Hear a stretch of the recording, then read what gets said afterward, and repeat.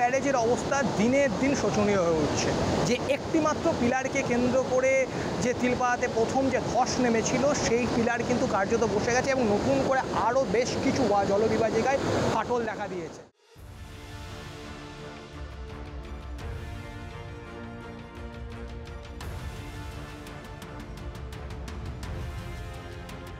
ফাটল দেখা দিয়েছিল আগেই, তা ক্রমেই বাড়ছে।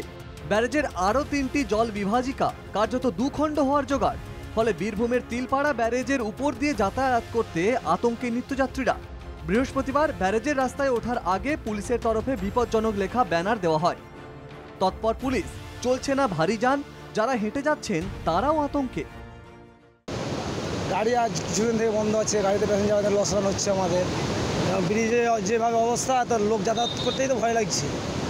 খালি যাচ্ছি হেঁটে, তাই তো ব্রিজ দোল এমনিভাবে দলছে। আজকে বেড়ে গিয়েছে, আমরা সকালে যখন গেলাম না তখন এতটা বাড়েনি, তো এখন দেখলাম আরও বেড়ে গিয়েছে। ভয় তো লাগছেই। আইআইটি রুড়কি থেকে বিশেষজ্ঞ এনে তাঁর পরামর্শে ব্যারেজ সারাইয়ের কাজ চলবে, জানালেন বীরভূমের জেলা শাসক। আইআইটি রুড়কি থেকে তাকে আনিয়েছি, তিনি দেখেছেন, সেটা নিয়ে আলোচনা হয়েছে, তিনি কিছু মতামত দিয়েছে, সেই মতামত অনুযায়ী কাজ চলবে। আমরা খুব তাড়াতাড়ির মধ্যেই, মানে এই 2-3 দিনের মধ্যে আমরা হয়তো আগামীকাল থেকেও কাজ শুরু হয়ে যেতে পারে আমাদের। যেটা পুলিশের পক্ষ থেকে বলা হচ্ছে যে যেহেতু ব্রিজ দিনের দিন দুর্বল হয়ে উঠেছে, তাই কিন্তু আপাতত এখানে 4 চাকা চলাচল সম্পূর্ণভাবে বন্ধ করা হয়েছে। ভারী যানের পাশাপাশি হালকা যানবাহনও নিয়ন্ত্রণের পথে জেলা প্রশাসন।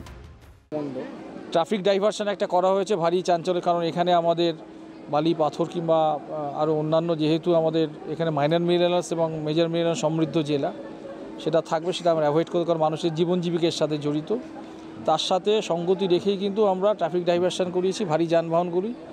বাদবাকি আজকালের মধ্যে থেকে হয়তো লাইট ভেহিকেলগুলোও আমরা ট্রাফিক ডাইভার্ট করতে হবে। রেস্ট্রিকশন চলবে। বড় গাড়ি তো আগে থেকে বন্ধ ছিল, কিন্তু এখন ছোট গাড়িও রেস্ট্রিকশন করা হচ্ছে, কারণ একটু ফার্দার কিছু স্ট্রাকচারাল ড্যামেজ কিছু হয়েছে, যেটা আমরা ইঞ্জিনিয়ার সাহেব জানিয়েছেন। অফিসিয়ালি এটা নোটিফিকেশনও হবে।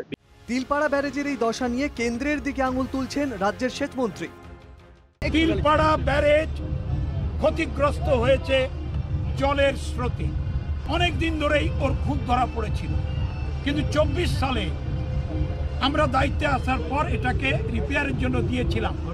আমরা কেন্দ্রীয় সরকারকে অনেক করে বলেছিলাম যে অর্থ দিন, টাকা দিন, অনেক টাকা ইনভলভ, দেয়নি।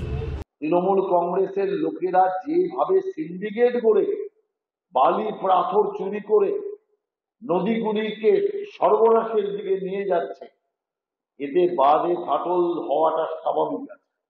আতঙ্ক সঙ্গী করেই নিত্যযাত্রীরা এই ব্যারেজের উপর দিয়ে যাতায়াত করছেন। বিশেষজ্ঞদের পরামর্শে আপাতত ফাটল মেরামতির কাজ শুরু করছে প্রশাসন। বীরভূমের তিলপাড়া ব্যারেজ থেকে ক্যামেরাম্যান অর্পণ বিশ্বাসের সাথে শুভদীপ পালের রিপোর্ট, এনকেটিভি বাংলা।